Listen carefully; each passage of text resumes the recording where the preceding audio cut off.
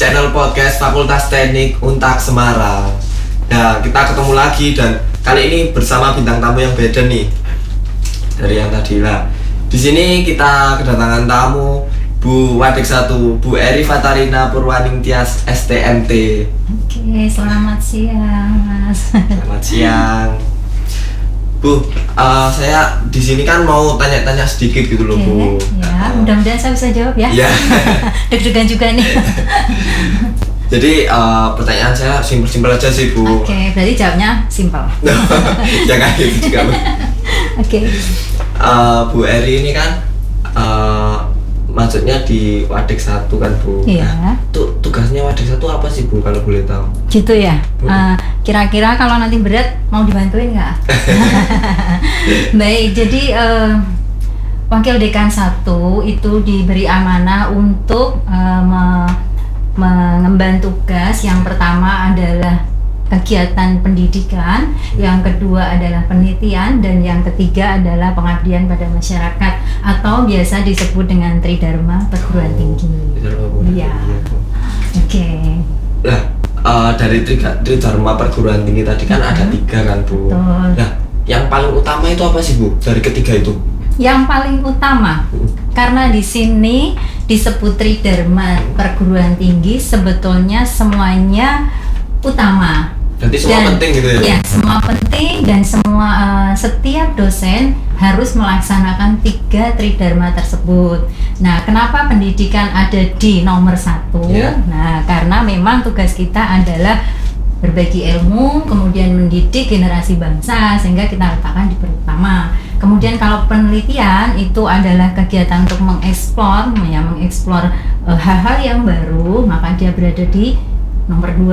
Dan yang ketiga adalah pengabdian masyarakat adalah untuk mengaplikasikan atau melakukan pengabdian berbagi ilmu kepada masyarakat dari dunia kampus. Jadi seperti itu. Jadi 3-3-nya penting. Penting ya? Iya.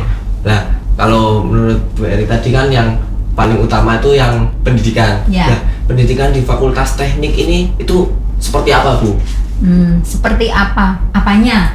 Maksudnya gimana gitu loh, Gimana? Bu? Maksudnya dari kurikulumnya? Ya. Oke, dari kurikulumnya saat ini yang berlaku di Fakultas Teknik adalah kurikulum 2017 untuk 3 prodi, teknik sipil, teknik kimia, dan arsitektur. Nah, itu mengacu pada SNPT atau Standar Nasional Perguruan Tinggi dan KKNI, Kerangka Kualifikasi Nasional Indonesia pada level 6. Dan di tiap prodi untuk teknik sipil dengan 146 SKS, kemudian teknik kimia 145 SKS, dan arsitektur 144 SKS.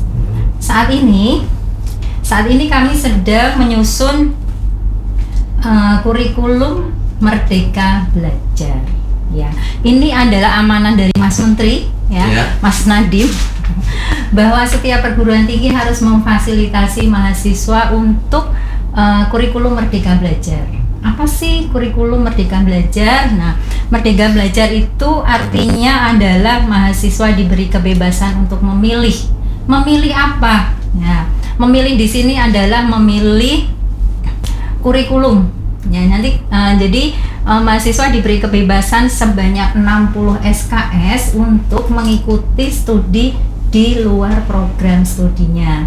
Nah, karena ini hal baru, maka saat ini semua program studi dan universitas khususnya sedang menggodok kurikulum Merdeka Belajar. Harapannya nanti di semester depan kita sudah bisa melaunching atau menerapkan kurikulum tersebut. Begitu. Gitu ya, Bu. Ya. Jadi apakah kurikulum ini itu nanti ketika kelulusannya itu di tingkat kerja itu maksimal gitu, Bu? Harapannya seperti itu. Jadi harapannya namanya juga merdeka ya. Kalau yang baru ini merdeka kan bebas, tapi dalam artian bebas yang terbatas atau dengan keteraturan. Nah, dengan 60 SKS mahasiswa diberi kesempatan untuk belajar di luar program studinya, maka dia diharapkan dapat mendapatkan pengalaman yang lebih. Kalau diibaratkan nanti mahasiswa ini akan berenang. Nah, Kalau dengan kurikulum yang saat ini itu ibaratnya kita melatih renang itu ya di kolam renang kita sendiri. Nah, dengan Merdeka Belajar maka mahasiswa akan dibekali berenang di laut, ya, berenang di laut yang ombaknya besar atau berenang di danau atau berenang dimanapun, sehingga harapannya nanti pada saat mereka lulus dan bekerja mereka sudah tidak ragu lagi, dihadapkan lautan, danau sungai nggak masalah gitu. Intinya seperti itu sebenarnya. Iya. Nah, itu kan tadi untuk kelulusan kan Bu. Nah, kita kembali lagi nih ke Tridharma Perguruan Tinggi tadi. Kan di Tridharma Perguruan Tinggi nggak hanya dosen-dosen aja nih, nggak hanya tenaga kependidikan, tapi juga mahasiswa juga kan ikut di dalam situ lah. Prestasi-prestasi mahasiswa yang ada di Tridharma Perguruan Tinggi ini apa aja Bu? Kira-kira, baik. Untuk mahasiswa Fakultas Teknik ya. Jadi kalau untuk Dharma Pendidikan saya sampaikan sudah banyak mahasiswa-mahasiswa dari teknik sipil yang mengikuti lomba beton, kemudian lomba rangka atap baja ringan dan sebagainya, itu masuk dalam kategori pendidikan atau akademik ya. Kemudian kalau penelitian dari mahasiswa teknik kimia sudah beberapa kali lolos PKM, program kreativitas mahasiswa yang penelitiannya didanai oleh Kemendikbudristek. Nah, itu dari Dharma penelitian. Kemudian kalau dari Dharma pengabdian, mahasiswa selama KKN kuliah kerja nyata, mereka juga sudah banyak memberikan hal-hal positif pada masyarakat, misalnya dari arsitektur, merancang desain lapangan olahraga, merancang desain balai desa dan sebagainya. Nah, itu adalah menurut saya adalah prestasi-prestasi mahasiswa yang cukup membanggakan. Kira-kira itu. Nah, gimana sih Bu misalnya cara Ibu untuk membuat mahasiswa ini aktif di bidang tersebut? Di bidang Tridharma maksudnya? Iya. Jadi karena Tridharma tadi ada 3, kalau di bidang pendidikan pasti saya tidak henti-hentinya untuk meminta mahasiswa yang pertama adalah lulus tepat waktu ya. Karena menurut saya tugas utama mahasiswa, amanah dari orang tua adalah kuliah dan rampung, kan gitu ya kan. Jadi saya akan mengompori mahasiswa untuk ayo kuliahnya, ini semester berapa dan sebagainya, itu dari pendidikan. Kemudian kalau dari penelitian, dosen akan kita himbau untuk melibatkan mahasiswa dalam setiap penelitian yang dosen lakukan, karena dosen juga banyak yang mendapatkan dana hibah dari Dikti. Nah, sebaiknya dosen juga melibatkan mahasiswa, karena di situ mahasiswa juga akan banyak mendapatkan ilmu. Nah, kalau untuk Dharma pengabdian, setiap kita pengabdian masyarakat ke desa, kita akan selalu melibatkan mahasiswa. Nah, jadi suka nggak suka ya harusnya suka ya, karena itu menurut saya banyak sekali hal positifnya. Jadi strateginya seperti itu. Nah, pentingnya apa sih Bu kayak gitu? Maksudnya kita datang ke desa terus menjalani pengabdian gitu Bu? Pentingnya apa? Menurut saya sangat penting karena kita adalah makhluk sosial. Makhluk sosial itu kan kita tidak bisa eksklusif. Orangan kampus ngapain juga ke desa gitu, enggak ya? Justru di sanalah yang masih banyak permasalahan-permasalahan yang perlu mahasiswa turun tangan sebagai seorang akademisi.